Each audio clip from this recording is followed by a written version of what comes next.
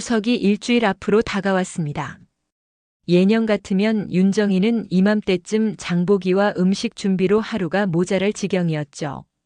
하지만 올해는 달랐습니다. 어깨가 결리고 허리가 아파서 예전처럼 맘껏 움직일 수가 없었거든요. 정희는 거실 소파에 앉아 휴대폰을 들여다보며 한숨을 내쉬었습니다. 화면엔 가족 단체 카톡방이 떠 있었어요. 우리 가족이라는 이름의 단체 톡방엔 남편, 큰아들 민수와 첫째 며느리 미나, 그리고 둘째 아들 준호와 둘째 며느리 서연까지 모두 6명이 들어 있었습니다. 이번 추석엔 좀 편하게 해볼까 정희는 혼잣말을 중얼거리며 핸드폰으로 문자를 보냈습니다. 다들 추석 준비는 어떻게 하고 있어요? 엄마가 나이도 드니까 올해는 간단하게 차리려고 하는데 며느리들이 좀 도와주면 좋겠네요. 메시지를 보낸 지 10분쯤 지나자 첫째 며느리 미나의 답장이 왔습니다. 어머님, 저는 당연히 일찍 가서 도와드릴게요. 전 부치는 것부터 나물 무치는 것까지 다 할 수 있어요. 정희는 미나의 답장을 보며 흐뭇한 미소를 지었습니다. 결혼한 지 10년이 넘었지만 여전히 성실하고 다정한 첫째 며느리였어요. 반면 둘째 며느리 서연은 메시지를 읽었다는 표시만 뜰 뿐 아무 답도 없었습니다. 정희는 서연이를 떠올리며 복잡한 심정이었어요. 35살의 서연은 대기업에 다니는 똑똑한 여자였지만 시댁 일에는 영 적극적이지 않았거든요. 결혼한 지 7년이 되도록 명절 때면 항상 뒤늦게 나타나서 설거지 정도만 도와주고는 일찍 돌아가곤 했습니다. 요즘 며느리들은 참 달라졌어. 정희는 남편에게 투덜거렸어요. 내가 며느리 할 때는 시어머니 말씀이 하늘 같았는데 지금은 제 맘대로들 하네. 남편 윤기석은 신문을 보다가 고개를 들었습니다.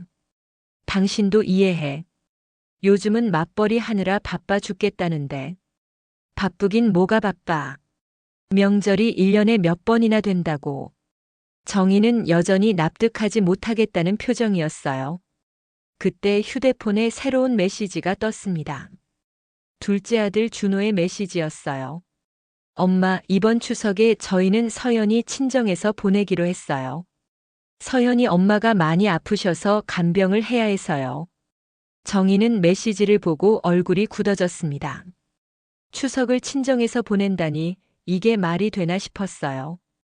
며느리라면 당연히 시댁에 와서 제사도 지내고 차례상도 차려야 하는 게 아닌가요? 아니, 이게 뭔 소리야. 정희는 남편을 불렀어요. 준호가 이번 추석을 서연이 친정에서 보낸다는데?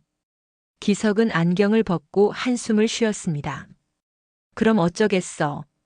처가댁에 아픈 사람이 있다는데. 아픈 사람이 있으면 간병인을 쓰든가 해야지 며느리가 추석을 빠져도 되는 거야? 정희의 목소리에 화가 섞였어요. 정희는 다시 휴대폰을 들고 준호에게 전화를 걸었습니다. 벨소리가 몇 번 울린 후 준호의 목소리가 들려왔어요. 네, 엄마. 준호야, 방금 카톡 메시지 봤는데 이번 추석을 서연이 친정에서 보낸다고. 네, 그렇게 하기로 했어요. 서연이 어머님이 많이 편찮으셔서. 아니, 그건 그렇다 치고 며느리가 추석을 빠지는 게 말이 되냐? 조상님께 차례도 지내야 하고 가족들이 모두 모이는 날인데. 준호는 잠시 말이 없었습니다. 그러다가 조심스럽게 입을 열었어요. 엄마, 서연이도 나름대로 고민이 많아요. 매년 명절 때마다 스트레스를 많이 받거든요. 스트레스? 뭔 스트레스를 받는다는 거야? 내가 며느리 구박한 적도 없고 오히려 잘해주려고 노력했는데. 정희는 억울했습니다. 자신은 시어머니보다 훨씬 관대하고 이해심 많은 시어머니라고 생각했거든요. 며느리들에게 잔소리도 별로 안 했고 용돈도 챙겨주고 아이들 봐주는 것도 기꺼이 도와줬는데 왜 서연이가 스트레스를 받는다는 건지 이해할 수 없었어요. 엄마, 그게 아니라. 아니면 뭐야? 나한테 불만이 있으면 직접 말하면 되잖아. 왜 추석을 아예 안 오겠다는 거야? 준호는 한숨을 쉬며 말했습니다. 이번 한 번만 그렇게 하겠다고 해요. 내년부터는 다시 시댁으로 갈게요. 한 번이 어디 한 번으로 끝나냐? 한 번 빠지면 계속 빠지게 되는 거야. 그럼 우리 집안 체면이 뭐가 되는 거야? 통화는 결국 서로 답답함만 확인한 채로 끝났습니다. 정희는 휴대폰을 내려놓고 깊은 한숨을 쉬었어요. 통화를 끊은 후 정희는 마음이 더욱 복잡해졌습니다. 준호의 말투에서 이미 결정된 일이라는 느낌이 들었거든요. 서연이가 마음을 바꿀 가능성은 거의 없어 보였어요. 정희는 부엌으로 가서 찬장을 열어봤습니다. 평소라면 이맘때쯤 추석 음식 재료들로 가득 찼을 텐데 올해는 텅 비어 있었어요. 서연이가 오지 않는다면 굳이 많은 음식을 준비할 필요가 없을까 싶기도 했지만 한편으론 섭섭한 마음이 컸습니다. 그래도 명절은 명절이지 정희는 혼잣말을 하며 장보기 목록을 적기 시작했어요. 비록 서연이는 없지만 미나와 손주들 그리고 큰아들까지 5명은 모일 테니까 음식 준비는 해야 했거든요. 이틀 뒤 정희는 새벽 6시부터 부엌에서 분주히 움직였습니다. 예년보다는 적지만 그래도 기본적인 전류와 나물, 갈비찜은 준비해야 했어요. 어깨가 아프다고 손주들 앞에서 차례상이 초라할 수는 없으니까요. 아침 9시쯤 첫째 며느리 미나가 도착했습니다. 미나는 앞치마를 두르고 즉시 정희를 도왔어요. 어머님, 이미 이렇게 많이 하셨네요. 제가 전 부치는 것부터 도와드릴게요. 고마워, 미나야. 내가 없었으면 어쩔 뻔했어. 미나는 능숙하게 부추전 반죽을 만들기 시작했습니다. 결혼 10년 차답게 손놀림이 빨랐어요. 반면 정희는 갈비를 재우면서 자꾸 서연이 생각이 났습니다. 미나야, 서연이는 정말 안 온다는구나? 네, 아마 그럴 것 같아요. 어제 준호가 확실히 그렇게 말했거든요. 정희는 갈비에 양념을 바르다가 손을 멈췄습니다. 참 이상해. 며느리가 추석을 빠진다는 게 내가 뭘 잘못했나 싶어서 밤새 생각해봤는데 모르겠어. 미나는 잠시 말을 멈췄다가 조심스럽게 입을 열었어요. 어머님이 잘못하신 건 없어요. 그냥 서현 씨가 좀 다른 생각을 가지고 있는 것 같아요. 다른 생각이라니? 요즘 젊은 사람들은 명절을 좀 다르게 생각하는 경우가 많아요. 특히 맞벌이 하는 여자들은 명절이 오히려 더 피곤하다고 느끼거든요. 정희는 미나의 말을 듣고 고개를 끄덕였지만 여전히 이해가 되지 않았습니다. 자신도 평생 일을 했지만 명절만큼은 가족이 모이는 소중한 날이라고 여겨왔거든요. 오전 11시쯤 정희는 거의 완성된 음식들을 보며 뿌듯한 마음이 들었어요. 비록 서연이는 없지만 그래도 제법 풍성한 상이 차려졌습니다. 그때 정희는 문득 휴대폰을 들고 음식 사진을 찍었어요. 색깔 고운 전들이 가지런히 놓인 접시, 정성스럽게 담아낸 나물들, 그리고 윤기 나는 갈비찜까지. 정희는 이 사진을 가족 단체 카톡방에 올렸습니다. 미나가 새벽부터 와서 전을 부쳐줬네요. 참 기특한 며느리입니다. 덕분에 올해도 풍성한 차례상을 차릴 수 있겠어요. 메시지를 보내고 나서 정희는 잠시 멈칫했습니다. 혹시 이 메시지가 서연이에게 상처가 될까 하는 생각이 들었거든요. 하지만 이미 보낸 메시지였고 게다가 미나를 칭찬하는 게 뭐가 잘못된 건가 싶어서 그냥 두기로 했어요. 몇 분 후 큰아들 민수에게서 답장이 왔습니다. 우와, 진짜 맛있겠다. 미나 고생했네. 오늘 일찍 갈게요. 미나도 수줍게 답장했어요. 별거 아니에요. 어머님이 거의 다 준비해 놓으셔서 저는 조금만 도왔을 뿐이에요. 그런데 이상했습니다. 둘째 아들 준호와 서연이는 메시지를 읽었다는 표시만 뜰 뿐 아무런 답장이 없었어요. 정희는 화면을 계속 들여다보며 기다렸지만 결국 답장은 오지 않았습니다. 미나는 정희의 표정을 보며 조심스럽게 말했어요. 어머님, 혹시 서연 씨가 기분 나빠할까봐 걱정되세요? 아니야. 뭐가 기분 나쁠 게 있어? 내가 도와준 걸 고맙다고 한 건데. 하지만 정희의 목소리에는 확신이 없었습니다. 사실 속으로는 서연이가 이 메시지를 보고 어떤 기분일지 궁금했거든요. 혹시 자신을 비교하는 메시지라고 받아들일까 싶기도 하고 아니면 아예 신경 쓰지 않을까 싶기도 하고요. 점심시간이 되자 정희는 미나와 함께 간단히 식사를 했습니다. 그런데 식사를 하는 중에 준호에게서 전화가 왔어요. 네, 준호야. 엄마 아까 카톡 메시지 봤는데. 준호의 목소리는 평소와 달리 차갑게 들렸습니다. 정희는 가슴이 덜컥했어요. 왜? 무슨 문제 있어? 엄마, 왜 굳이 서연이도 있는 방에서 형수님만 칭찬하는 메시지를 보내세요? 칭찬? 그게 칭찬이야? 사실을 말한 건데. 미나가 정말 도와줬잖아. 그렇다고 해도 서연이 입장에서는 기분이 나쁠 수 있잖아요. 마치 자기는 게으르고 형수님은 성실하다는 식으로 비교하는 것 같잖아요. 정희는 순간 말문이 막혔습니다. 자신은 정말 미나에게 고마워서 한 말이었는데 그게 서연이에게는 비교로 들릴 수 있다는 생각을 미처 하지 못했거든요. 나는 그런 뜻으로 한 말이 아니야. 그냥 미나가 고마워서. 엄마, 서연이가 안 오는 것도 나름대로 이유가 있다고 했잖아요. 그런데 이렇게 하시면 서연이가 얼마나 상처받겠어요? 준호의 말에 정희는 화가 났습니다. 자신이 며느리를 위해 배려했다고 생각했는데 오히려 아들한테 타박을 받다니요. 상처받기는 뭘 상처받아? 며느리라면 당연히 시댁에 와야 하는 거 아니야? 그게 도리지. 전화 너머로 준호의 한숨소리가 들렸습니다. 엄마, 시대가 바뀌었어요. 이제는 그런 식으로 생각하면 안 돼요.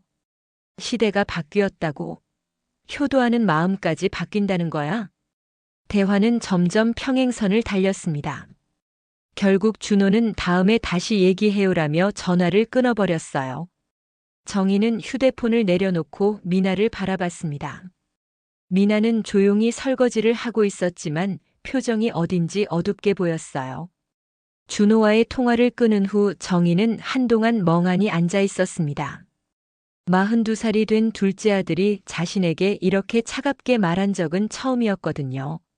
어릴 때부터 형보다 더 순종적이고 엄마 말을 잘 들었던 준호였는데 결혼하고 나서는 점점 달라지는 것 같았어요. 미나는 설거지를 하다가 정희의 표정을 살펴봤습니다. 어머님 괜찮으세요? 응, 괜찮아. 그냥 요즘 애들이 참 이해가 안 돼서. 미나는 수건으로 손을 닦으며 정희 옆에 앉았어요. 어머님, 제가 봐도 준호는 좀 심한 것 같아요. 어머님이 저한테 고맙다고 하신 게 뭐가 잘못된 건지 모르겠어요. 그러게 말이야. 내가 뭘 잘못했다고 아들한테 그런 소리를 들어야 하나 싶어. 정희는 미나에게 고마웠습니다. 적어도 미나는 자신의 마음을 이해해 주는 것 같았거든요. 하지만 한편으론 미나에게 미안한 마음도 들었어요. 자신 때문에 며느리들 사이에 어색한 분위기가 만들어질까 봐요. 오후 2시쯤 정희는 혼자 부엌 정리를 하고 있었습니다. 미나는 집에 가서 아이들을 돌봐야 한다며 먼저 돌아갔거든요. 그때 또다시 준호에게서 전화가 왔어요. 이번에는 정희가 먼저 말했습니다. 준호야, 아까는 엄마가 좀 흥분했나 봐. 그런데 너도 엄마 마음을 좀 이해해줘. 엄마, 저도 엄마 마음은 이해해요. 하지만 서연이 마음도 생각해주세요. 서연이 마음? 서연이가 뭐가 불만이라는 거야? 내가 언제 서연이한테 못되게 군 적 있어? 준호는 잠시 말이 없었다가 천천히 입을 열었어요. 엄마, 서연이는 어릴 때 친정 엄마가 시댁 때문에 많이 힘들어하는 걸 봤대요. 그래서 자기는 절대 그런 식으로 살지 않겠다고 마음먹었거든요. 정희는 깜짝 놀랐습니다. 서연이의 어머니가 시댁 때문에 힘들어했다니 그런 얘기는 처음 들었거든요. 그게 무슨 소리야? 서연이 어머니가 시댁 때문에 힘들어했다고. 네, 서연이 외할머니가 특히 까다로우셨나 봐요. 명절 때마다 며느리들한테 이것저것 시키고 음식 하나하나까지 간섭했대요. 서연이 엄마는 그 스트레스로 우울증까지 앓았다고 하더라고요. 정희는 순간 할 말을 잃었습니다. 자신은 시어머니보다 훨씬 자유롭게 며느리들을 대했다고 생각했는데 서연이 눈에는 그렇게 보이지 않았나 봐요. 그렇다고 해서 추석을 아예 안 오겠다는 게 말이 되냐? 나는 서연이 어머니랑 다르다고. 엄마도 모르게 그런 면이 있을 수 있잖아요. 특히 오늘 카톡 메시지 같은 거. 준호의 말에 정희는 다시 화가 났습니다. 자신이 정말 잘못한 게 그렇게 맞나 싶었거든요. 아니, 그럼 앞으로 미나가 도와줘도 고맙다는 말도 못하겠네. 서연이 눈치만 봐야 하고. 그게 아니라 좀 더 신경 써서 말씀하시면 안 될까요? 서연이도 나름대로 노력하고 있거든요. 무슨 노력? 추석도 안 오는데 무슨 노력을 한다는 거야? 준호는 한참 뜸을 들이더니 말했어요. 서연이는 평소에 어머님께 안부 전화도 자주 드리고 아버님 생신 때도 선물 준비하고 그랬잖아요. 그런 건 왜 안 봐주세요? 정희는 순간 뜨끔했습니다. 사실 서연이는 명절을 제외하고는 꽤 성실한 며느리였거든요. 한 달에 두세 번은 안부 전화를 드렸고 가족들 생일이나 기념일도 잘 챙겼어요. 하지만 정희에게는 명절이 가장 중요했기 때문에 그런 것들이 상대적으로 작게 느껴졌나 봐요. 그건 그렇긴 하지만 그래도 명절은 다르잖아. 가족이 모두 모이는 날인데. 엄마, 제발 이번 한 번만 이해해 주세요. 서연이 어머님이 정말 많이 아프시거든요. 당뇨 합병증으로 입원까지 했었어요. 정희는 처음 듣는 얘기였습니다. 서연이 어머니가 그렇게 아픈 줄 몰랐거든요. 그렇게 아프신 줄 몰랐네. 그럼 병원비는 괜찮고? 아니요, 많이 부담되죠. 그래서 서연이가 더 신경 쓰고 있는 거예요. 정희는 복잡한 심정이었습니다. 서연이 입장에서는 친정 어머니가 더 절실한 상황이겠구나 싶었거든요. 하지만 그래도 며느리로서 지켜야 할 도리가 있지 않나 하는 생각도 들었어요. 그럼 하루만이라도 얼굴 비치면 안 될까? 차례 지내고 식사만 하고 가도 되는데. 엄마, 서연이 어머님 병원에 매일 가야 해서 시간이 없어요. 그리고 솔직히 말하면 서연이가 시댁 오는 걸 많이 부담스러워해요. 부담스럽다고? 뭐가 부담스럽다는 거야? 준호는 한숨을 쉬며 말했습니다. 음식 준비하는 것도 그렇고 여러 사람들 눈치 보는 것도 그렇고 특히 형수님이랑 비교당하는 것도 싫어해요. 정희는 깜짝 놀랐습니다. 자신은 며느리들을 비교한 적이 없다고 생각했거든요. 내가 언제 서연이를 미나랑 비교했어? 직접적으로는 안 하셨지만 분위기상 그렇게 느껴진다고 해요. 형수님은 요리도 잘하고 시댁 일도 적극적으로 하니까 자연스럽게 비교가 되잖아요. 정희는 할 말이 없었습니다. 사실 속으로는 미나가 더 며느리답다는 생각을 했던 게 사실이었거든요. 하지만 그런 마음을 겉으로 드러낸 적은 없다고 생각했는데 서연이는 그걸 느꼈나 봐요. 그럼 앞으로 어떻게 하자는 거야? 명절마다 이런 식으로 할 거야? 일단 이번 추석만 그렇게 하고 나중에 다시 상의해보죠. 서연이 어머님 상태 좀 안정되면 다시 시댁으로 갈게요. 정희는 더 이상 할 말이 없었습니다. 아들의 단호한 목소리에서 이미 결정된 일이라는 걸 느꼈거든요. 알겠어. 그럼 이번에는 그렇게 하자. 대신 내년에는 꼭 와야 해. 네, 알겠어요. 그럼 엄마 수고하세요. 전화를 끊은 후 정희는 깊은 한숨을 쉬었습니다. 뭔가 자신이 잘못 이해하고 있었던 게 아닌가 하는 생각이 들었어요. 하지만 여전히 명절에 며느리가 오지 않는다는 건 받아들이기 어려웠습니다. 저녁 무렵 남편 기석이 퇴근해서 돌아왔어요. 정희는 하루 있었던 일들을 남편에게 털어놨습니다. 그래서 결국 서연이는 안 온다는 거야? 응. 준호가 워낙 단호하게 말하니까 더 이상 뭐라고 할 수가 없었어. 기석은 잠시 생각하더니 말했어요. 뭐, 그럴 수도 있지. 처가 식구가 아프다는데. 당신도 서연이 편드는 거야? 며느리가 추석을 빠지는 게 말이 된다고. 말이 안 되긴 하지만 요즘 세상이 그래. 우리 때랑은 다르다고. 정희는 남편마저 자신을 이해해주지 않는다는 생각에 더욱 섭섭했습니다. 그날 밤 정희는 잠이 오지 않아 한참을 뒤척였어요. 잠 못 이룬 밤을 보낸 정희는 다음 날 아침 일찍 일어났습니다. 추석이 이틀 앞으로 다가왔는데 여전히 마음 한편이 무거웠어요.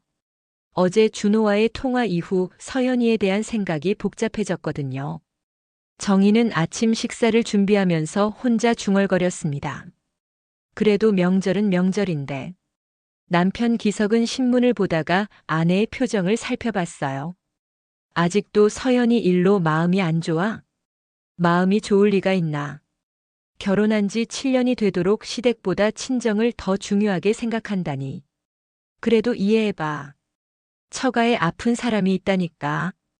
정희는 남편의 말에 고개를 저었습니다.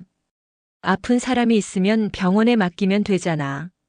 며느리가 꼭 붙어 있어야 하나? 기석은 더 이상 말하지 않았어요.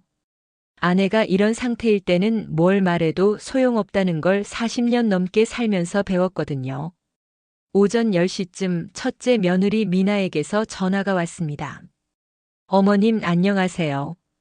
오늘 오후에 가서 남은 음식 준비 도와드릴까요? 아니야, 미나야. 내가 어제 많이 도와줬잖아. 오늘은 집에서 쉬어. 괜찮아요. 어차피 민수도 일찍 들어온다고 했으니까 같이 갈게요. 미나의 목소리는 여전히 다정했지만 어딘지 조심스러운 느낌이 들었어요.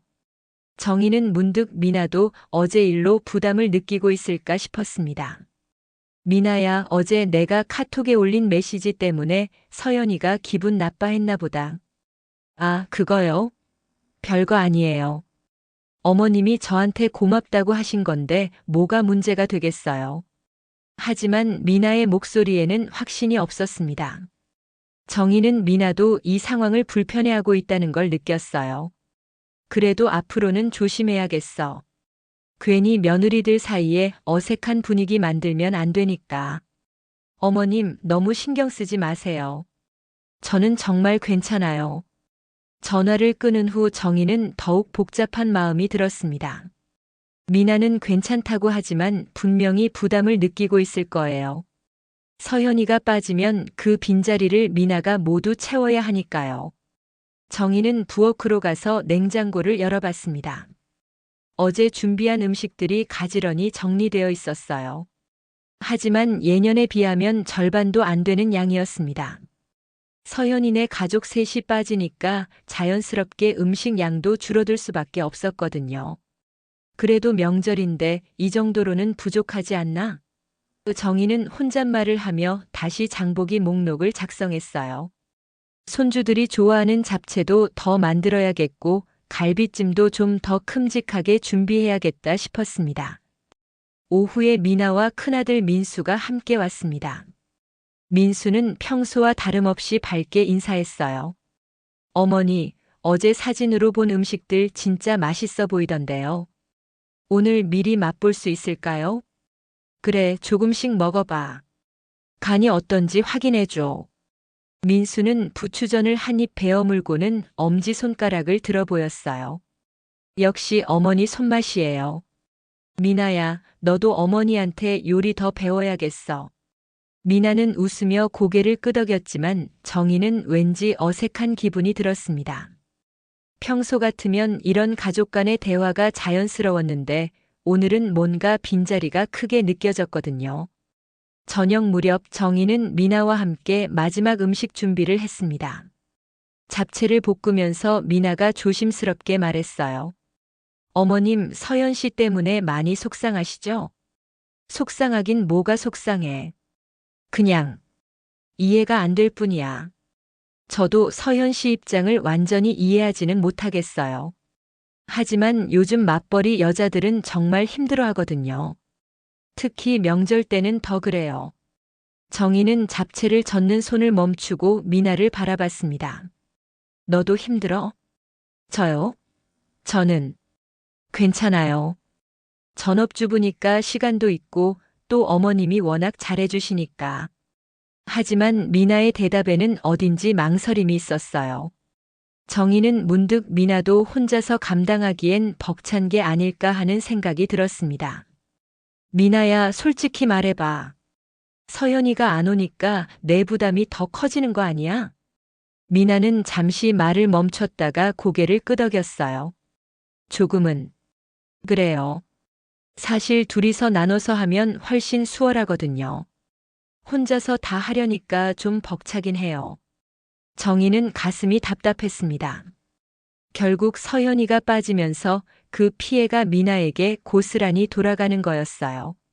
미안해, 미나야. 내가 고생이 많네. 아니에요, 어머님. 이런 얘기 하려던 게 아니었는데. 괜히 어머님 마음만 무겁게 해드렸네요. 그때 큰아들 민수가 부엌으로 들어왔습니다. 뭘 그렇게 진지하게 얘기해요? 아무것도 아니야. 음식간 맞추는 얘기했어. 민수는 의심스러운 눈으로 두 사람을 바라봤지만 더 이상 묻지 않았어요. 저녁 식사를 하면서 정희는 계속 신경이 쓰였습니다. 식탁에는 4명만 앉아 있었는데 평소에 6명이 앉던 걸 생각하면 너무 휑했어요. 특히 서연이가 앉던 자리가 유독 눈에 띄었습니다. 아버지, 준호한테는 연락 안 하세요? 민수가 물었어요. 기석은 수저를 놓고 한숨을 쉬었습니다. 연락해봤자 뭐해. 마음 정한 걸 어떻게 하겠어. 그래도 안부 정도는. 내가 연락해봐. 아버지는 지금 기분이 별로 안 좋으시거든.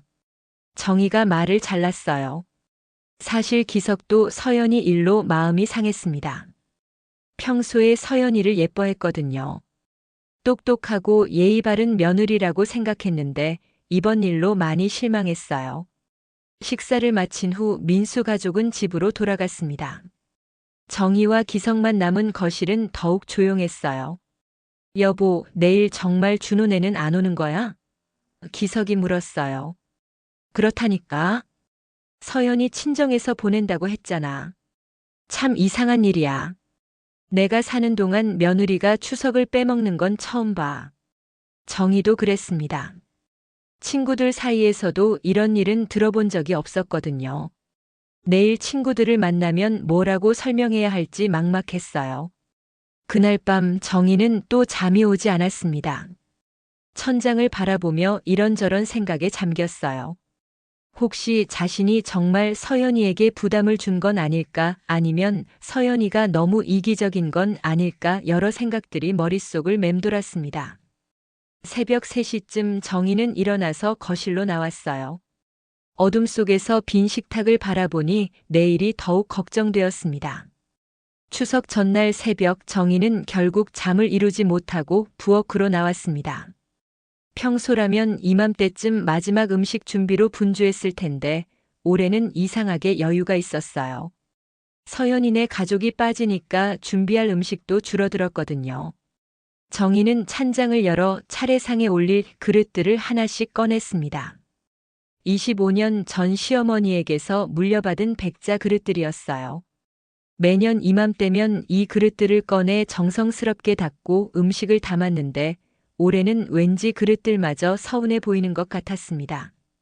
아침 7시쯤 첫째 며느리 미나에게서 전화가 왔어요. 어머님, 일찍 가서 도와드릴게요. 아침 9시쯤 갈까요? 그래, 고마워. 그런데 미나야, 너무 부담 갖지 마. 올해는 사람도 적고 해서 음식도 많이 안 했어. 괜찮아요. 어머님 혼자 하시기엔 힘드실 테니까. 정희는 전화를 끊고 다시 한숨을 쉬었습니다. 미나는 고마운데 왜 이렇게 마음이 무거울까요? 아마 서연이에 대한 서운함 때문일 거예요. 오전 9시 정각에 미나가 도착했습니다. 평소와 달리 표정이 좀 어두워 보였어요. 어머님 안녕하세요. 응, 와줘서 고마워. 그런데 얼굴이 왜 그래? 어디 아픈 데 있어?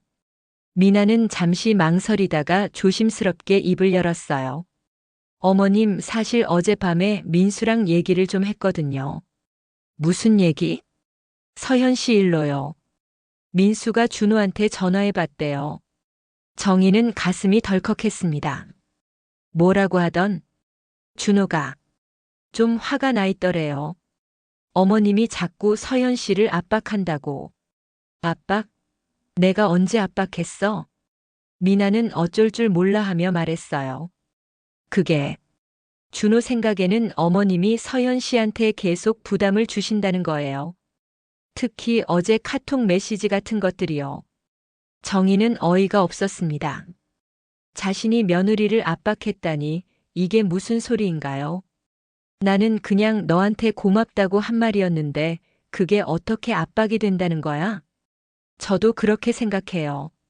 하지만 준호는 그렇게 받아들이지 않더라고요. 정희는 점점 화가 났습니다. 자신의 선의가 이렇게 곡해당하다니 억울했거든요. 그럼 앞으로 어떻게 하라는 거야? 아무 말도 못하고 눈치만 봐야 하나?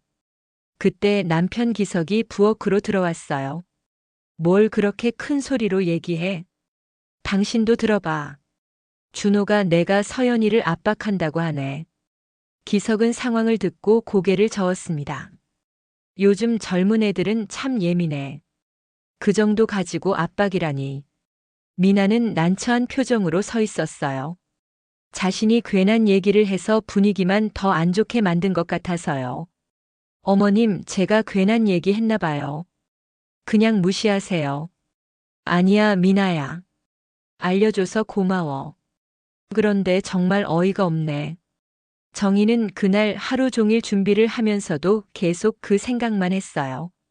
자신이 정말 서연이를 압박한 건가 아니면 서연이가 너무 예민한 건가. 답을 찾을 수 없었습니다. 오후 3시쯤 정희는 갑자기 결심했어요.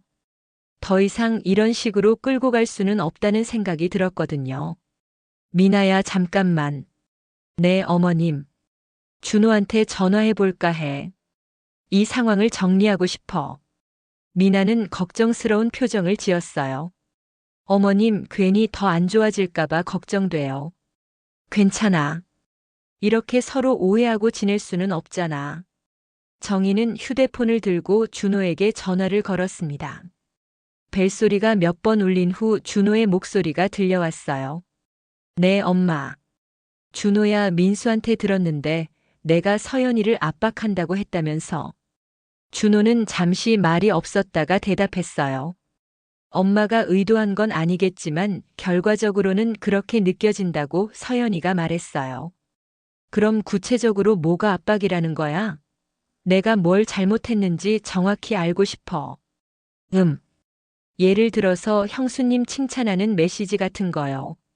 서연이 입장에서는 자기와 비교하는 것처럼 느껴진다고 해요. 그럼 미나한테 고맙다는 말도 못하겠네. 그게 말이 되냐? 고맙다는 건 개인적으로 하시면 되잖아요. 굳이 단체 톡방에서 모든 사람이 보는 데서 할 필요는 없었잖아요. 정희는 순간 할 말을 잃었습니다. 준호의 말에 일리가 있다는 생각이 들었거든요. 그래, 그건 내가 생각이 짧았나 봐.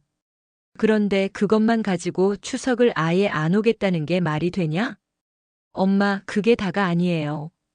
서연이는 평소에도 시댁 오는 걸 많이 부담스러워했거든요. 부담스럽다고? 뭐가 부담스럽다는 거야? 준호는 한참을 망설이다가 말했어요. 서연이는 어머니가 자기를 못마땅해 한다고 생각해요. 못마땅해 한다고? 내가 언제? 직접적으로 말씀하신 적은 없지만 분위기상 그렇게 느껴진다고 해요. 특히 형수님이랑 비교될 때마다요. 정희는 깜짝 놀랐습니다. 자신은 그런 티를 낸 적이 없다고 생각했거든요. 나는 정말 그런 뜻이 아니었어. 서현이한테 못마땅할 게 뭐가 있겠어. 엄마는 그렇게 생각하시겠지만 서연이는 다르게 받아들였나 봐요. 정희는 점점 답답했습니다. 자신의 진심이 이렇게 오해받고 있다니요. 그럼 앞으로 어떻게 하면 좋겠냐? 서연이가 원하는 게 뭐야? 일단은 좀 더 자유로운 분위기였으면 좋겠대요.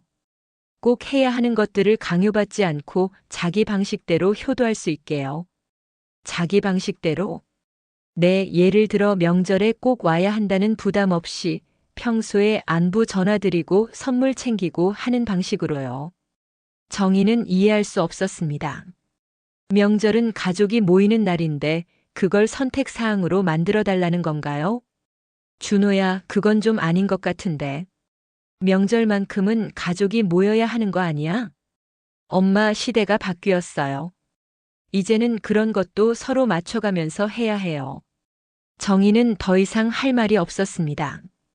자신과 준호 사이에는 너무 큰 생각의 차이가 있다는 걸 느꼈거든요. 알겠어. 그럼 이번에는 서연이 뜻대로 하자. 대신 내년부터는 다시 상의해보자. 네, 고마워요, 엄마. 그럼 내일 차례는 잘 지내세요. 전화를 끊은 후 정희는 깊은 한숨을 쉬었습니다. 미나는 걱정스러운 눈으로 정희를 바라봤어요. 어머님 괜찮으세요? 괜찮기는 뭐가 괜찮아. 하지만 어쩌겠어. 이미 정해진 일인걸. 그때 정희는 마음속으로 결심했습니다. 내년에도 이런 일이 반복되면 자신도 뭔가 달리 해야겠다고요. 추석 당일 아침 정희는 평소보다 일찍 눈을 떴습니다. 시계를 보니 새벽 5시였어요. 몸은 피곤했지만 마음이 복잡해서 더 잠들 수가 없었거든요. 오늘은 정말 서연이네가 오지 않는 첫 번째 추석이 될 테니까요. 정희는 조용히 일어나 부엌으로 향했습니다.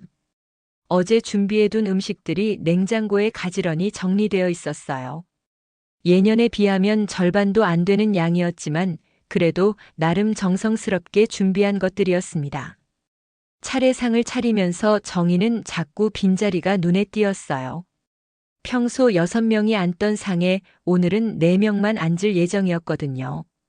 서연이가 앉던 자리, 준호가 앉던 자리, 그리고 5살 손녀 지우가 앉던 자리까지 3개의 빈자리가 유독 크게 느껴졌습니다. 아침 7시쯤 남편 기석이 일어났어요. 벌써 일어났어? 많이 피곤했을 텐데. 잠이 안 와서. 당신도 일찍 일어났네. 나도 마찬가지야. 마음이 편하지 않아서. 기석도 어제부터 계속 서연이 일로 마음이 무거웠습니다.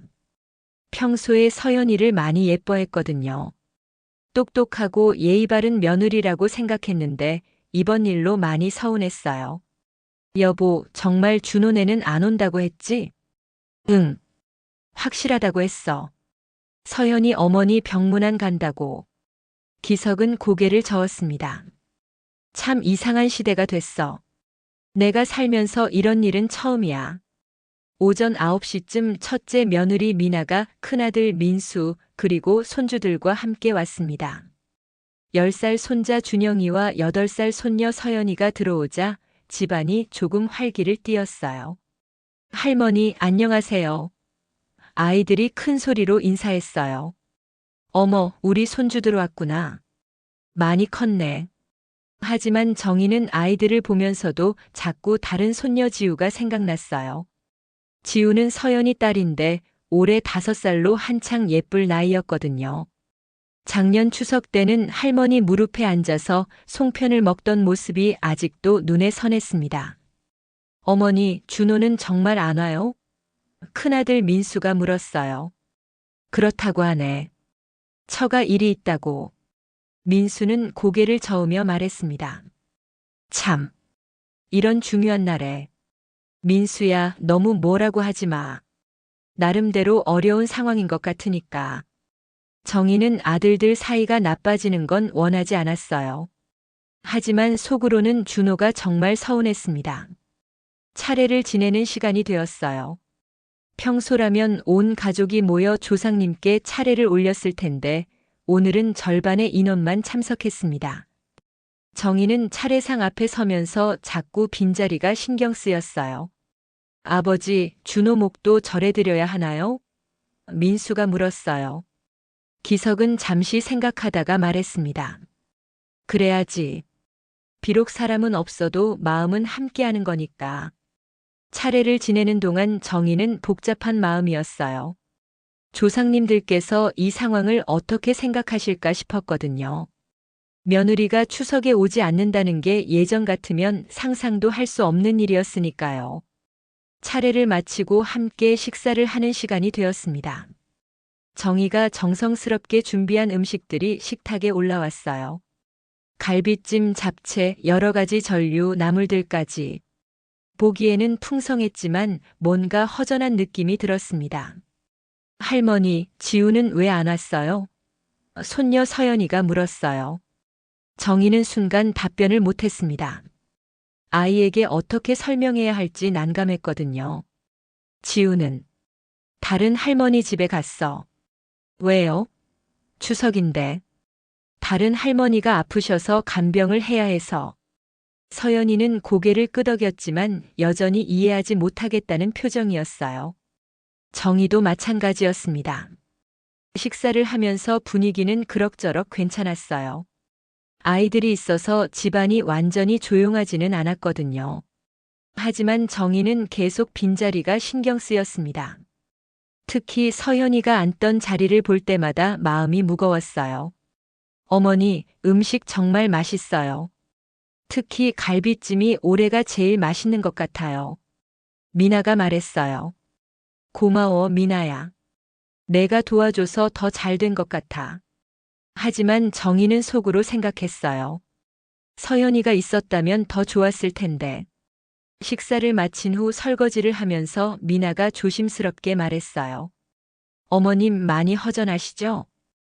허전하긴 뭐가 허전해. 그냥 좀 이상하네. 저도 그래요. 서연 씨가 없으니까 뭔가 빈자리가 크게 느껴져요. 정희는 미나의 말에 공감했습니다. 비록 서연이와 그렇게 친하지는 않았지만 그래도 7년 동안 함께 명절을 보낸 가족이었거든요. 오후 시간에는 온 가족이 거실에 모여 TV를 보며 담소를 나눴어요. 아이들은 윷놀이를 하고 어른들은 차를 마시며 이런저런 얘기를 했습니다. 하지만 정희는 계속 마음 한편이 무거웠어요. 아버지, 준호한테 전화해 볼까요? 민수가 제안했어요. 글쎄, 전화해봤자 뭐해. 바쁠 텐데. 하지만 기석도 속으로는 준호가 궁금했습니다. 잘 지내고 있는지, 서연이 어머니는 어떤지 말이에요. 저녁 무렵 민수 가족이 집으로 돌아간 후 정희와 기석만 남았습니다. 갑자기 집이 너무 조용해졌어요. 여보, 올해 추석이 참 이상했어. 기석이 말했어요. 그러게. 뭔가 반쪽짜리 추석 같았어. 정희는 정리되지 않은 식탁을 바라보며 한숨을 쉬었습니다. 내년에도 이런 시기일까 싶어서 걱정이었어요. 준호한테 전화나 해볼까? 기석이 말했어요. 괜찮아. 바쁠 텐데 뭐하러 방해해. 하지만 정희도 속으로는 준호가 궁금했습니다. 오늘 하루 어떻게 보냈는지 후회는 없는지 말이에요. 그날 밤 정희는 침대에 누워서도 계속 생각했어요. 오늘 추석이 예년과 어떻게 달랐는지, 빈자리가 얼마나 컸는지, 그리고 내년에는 어떻게 해야 할지 말이에요. 창밖으로 보름달이 떠 있었습니다. 예년 같으면 온 가족이 함께 달을 보며 소원을 빌었을 텐데 올해는 그럴 수 없었어요. 정희는 혼자 달을 보며 작은 소원을 빌었습니다. 내년에는 다시 온 가족이 함께 할 수 있게 해주세요. 하지만 그 소원이 이루어질지는 아무도 알 수 없었습니다. 추석이 끝나고 일주일이 지났습니다. 정희는 그동안 계속 서연이 생각에 사로잡혀 있었어요. 명절 당일의 빈자리가 너무 크게 느껴졌거든요. 평소라면 추석이 끝나면 마음이 홀가분해졌을 텐데 올해는 오히려 더 무거웠습니다. 그날 오후 정희는 집에서 TV를 보고 있었어요. 그런데 갑자기 초인종이 울렸습니다. 문을 열어보니 뜻밖에도 서연이가 서 있었어요. 어머님 안녕하세요. 서연이의 얼굴은 평소보다 야위어 보였습니다. 며칠 동안 병원 생활을 한 탓인지 피곤해 보였어요.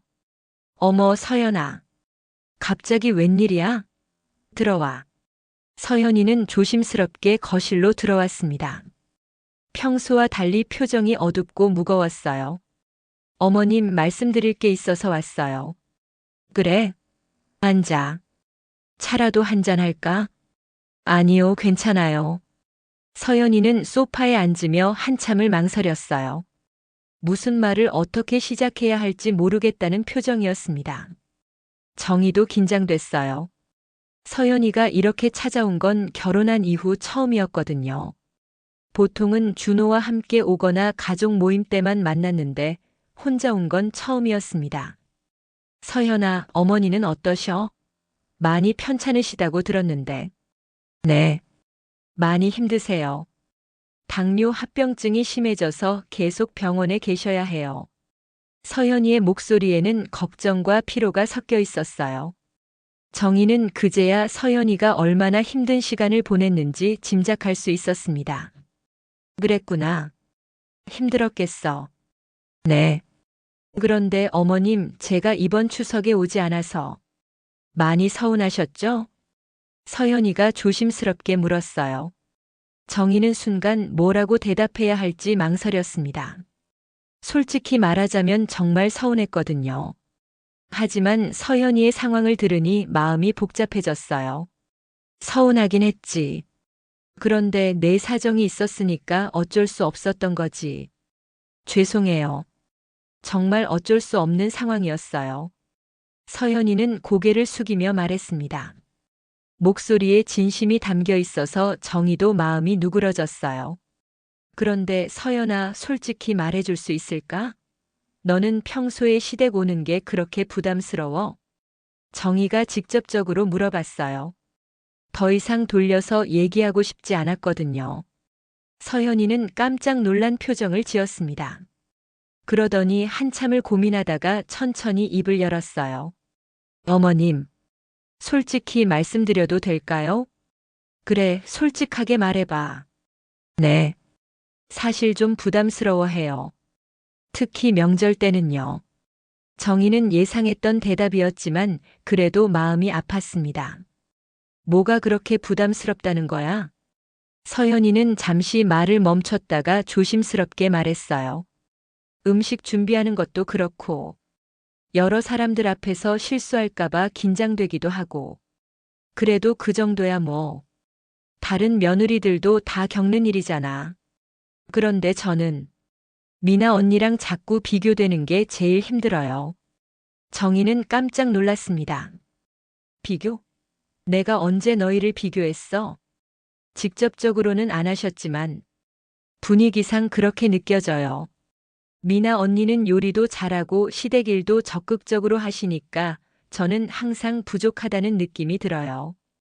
정희는 할 말이 없었습니다.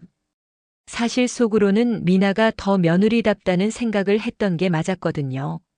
하지만 그런 마음을 겉으로 드러낸 적은 없다고 생각했는데 서연이는 그걸 느꼈나 봐요. 서연아, 나는 정말 그런 뜻이 아니었어. 너도 나름대로 잘해주고 있다고 생각해. 그런데 어머님, 저는 어머니처럼 살고 싶지 않아요.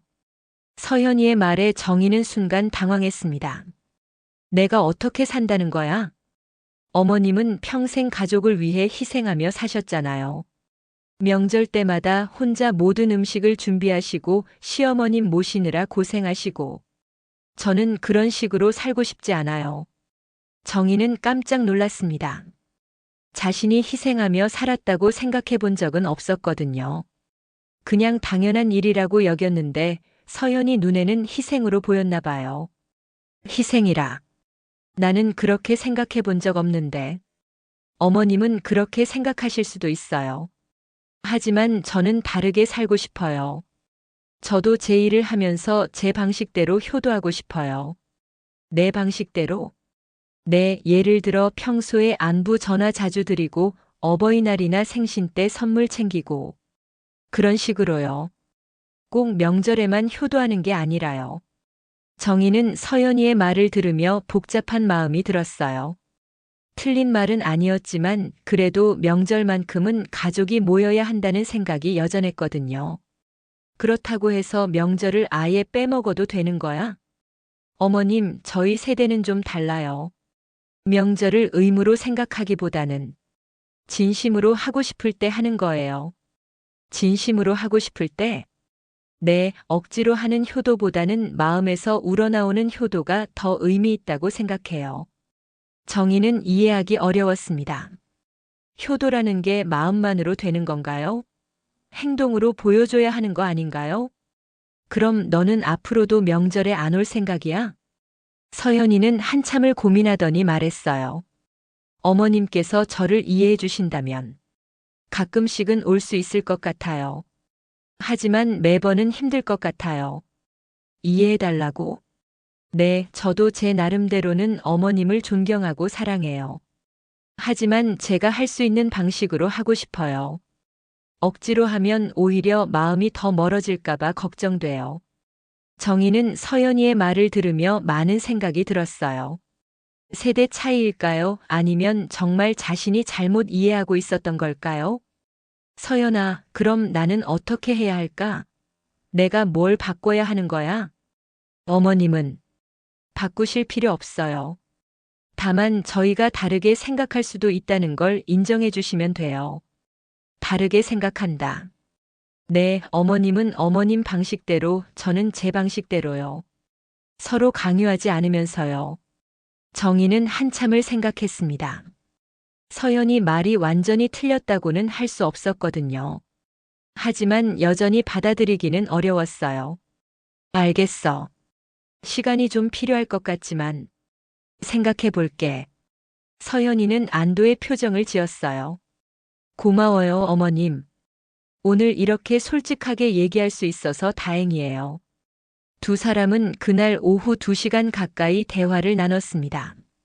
처음으로 서로의 속마음을 털어놓는 시간이었어요. 서연이와의 대화가 끝난 후 몇 달이 흘렀습니다. 정희는 그동안 많은 생각을 했어요. 서연이의 말들이 계속 머릿속을 맴돌았거든요. 정말 자신이 잘못 생각하고 있었던 건 아닐까, 시대가 바뀌었는데 자신만 옛날 방식을 고집하고 있는 건 아닐까 하는 생각들 말이에요. 겨울이 지나고 다시 명절이 다가왔어요. 이번에는 긴 연휴였습니다. 정희는 평소와 달리 명절 준비를 하지 않고 있었어요. 어느 날 오후 정희는 남편 기석과 함께 거실에 앉아 차를 마시고 있었습니다. 그때 정희가 갑자기 입을 열었어요. 여보, 이번 명절에는 좀 다르게 해볼까? 다르게? 뭘 다르게? 음식을 직접 만들지 말고 주문해서 먹어볼까 해. 기석은 깜짝 놀란 표정을 지었습니다. 40년 넘게 결혼 생활을 하면서 정희가 명절 음식을 주문하자고 한 건 처음이었거든요. 주문? 정말? 응. 나도 이제 나이가 들어서 예전처럼 하기 힘들어. 그리고 생각해보니까 꼭 내가 다 해야 할 이유도 없는 것 같아. 정희의 목소리에는 확신이 있었어요.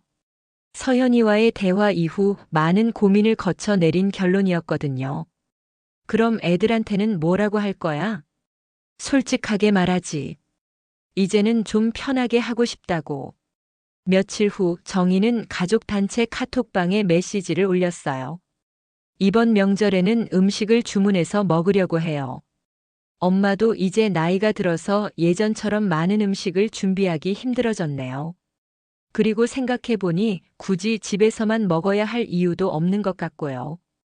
다들 괜찮으면 좋은 식당에서 외식이나 배달 음식으로 간단하게 하면 어떨까요? 메시지를 보낸 후 정희는 약간 떨렸어요. 아들들이 어떤 반응을 보일지 궁금했거든요. 가장 먼저 답장을 보낸 건 첫째 며느리 미나였어요. 어머님, 좋은 생각이에요. 사실 저도 항상 어머님이 혼자 고생하시는 게 마음에 걸렸거든요. 이번 기회에 다 같이 맛있는 거 시켜 먹어요. 이어서 큰아들 민수도 답장을 보냈습니다. 어머니 말씀이 맞아요. 이제 좀 편하게 하세요. 우리가 효도해 드려야 할 때예요. 정희는 미나와 민수의 반응을 보며 마음이 따뜻해졌어요. 역시 이해해 주는구나 싶었거든요. 그런데 둘째 아들 준호의 답장은 조금 달랐어요. 엄마, 정말 괜찮으세요? 갑자기 왜 그런 생각을 하신 거예요? 정희는 준호의 메시지를 보고 쓴웃음을 지었습니다. 아마 서연이 때문에 이런 결정을 했다고 생각하는 것 같았어요. 괜찮아. 그냥 나도 이제 좀 다르게 생각해 보려고 해. 너희들도 편하고 나도 편한 방법으로. 잠시 후 서연이에게서도 답장이 왔어요. 어머님 정말 고마워요. 저희도 이번에는 꼭 참석할게요. 정희는 서연이의 메시지를 보며 놀랐어요. 이번에는 온다고 하네요. 아마 부담이 줄어들어서 그런 것 같았습니다. 명절 당일 정희는 평소와 달리 여유로운 아침을 보냈어요. 음식을 준비할 필요가 없으니까 정말 편했거든요.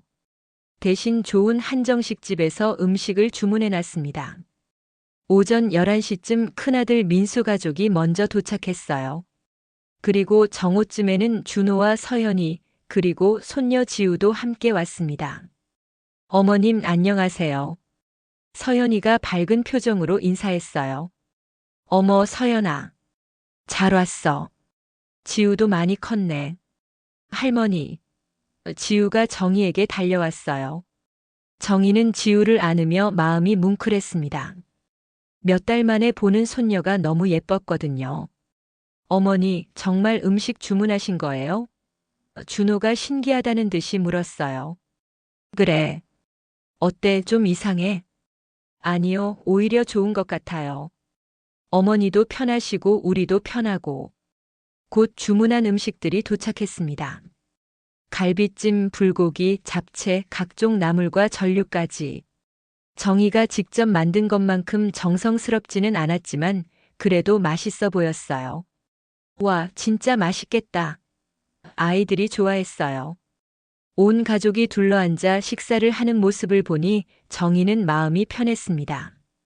예년보다 훨씬 자연스럽고 화기애애한 분위기였어요. 어머님, 이렇게 하니까 정말 좋네요. 어머님도 우리랑 같이 편하게 드실 수 있으시고. 서연이가 말했어요. 그러게. 왜 진작 이렇게 생각 못했을까? 정희는 서연이를 보며 고마운 마음이 들었어요. 서연이와의 대화가 없었다면 이런 변화도 없었을 테니까요. 그런데 어머님 앞으로도 이렇게 하실 거예요? 미나가 물었어요. 글쎄, 아직 모르겠어. 일단 해보고 결정하지 뭐. 저는 좋은 것 같아요. 명절이 이렇게 편할 줄 몰랐어요.